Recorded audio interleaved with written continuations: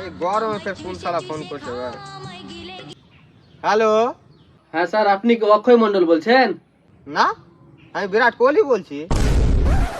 Sir, আমি Jio company থেকে বলছিলাম। আপনার সিমে একটা সমস্যা দেখা দিয়েছে। সে তো মানলাম, কিন্তু আমি ফের কবে তোকে টিউশন পড়াই নেবে? হ্যাঁ, স্যার স্যার পৌঁছিস আমাকে মানে? স্যার, আমি দেখতে পাচ্ছি আপনার সিমে আপনি অনেকদিন থেকে রিচার্জ করেননি। হ্যাঁ, তো এইটা বলে লাগা ফোন করে শালা। হ্যাঁ, এটা তো আমিও দেখতে পাচ্ছি বে। না স্যার, আমি বলতে চাইছি আপনি 3 দিনের মধ্যে যদি রিচার্জ না করেন আপনার সিমটা বন্ধ হয়ে যাবে। তোর বাপ টাকা দিয়ে গে রে শালা। হ্যাঁ, রিচার্জ করবো তো এমনিতে শালা এদিকে বিমল খাওয়ার পয়সা নাই, সকাল সন্ধ্যা পাথর চিবিয়ে বাড়াচ্ছি আর রিচার্জ নিয়ে মরছে।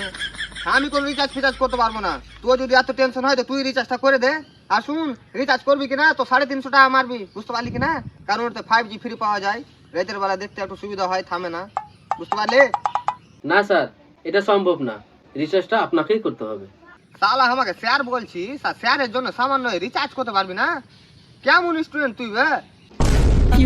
স্যার, আপনাকে ফোন করাটাই আমার ভুল হয়েছে। প্লিজ আমাকে আপনি ক্ষমা করে দিন। আপনাকে আমি কোনোদিন আর ফোন করব না।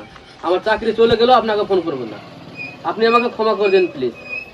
না স্টুডেন্ট, ভুল করলে শাস্তি তোমাকে পেতে হবে। এই ভুলের কোনো ক্ষমা নাই। তাড়াতাড়ি তুমি 350 টাকা রিচার্জ করো, বুঝতে পারলে কিনা? 2G per day. Hello hello hello, সারা কোম্পানি আর ফোন লাগাবে।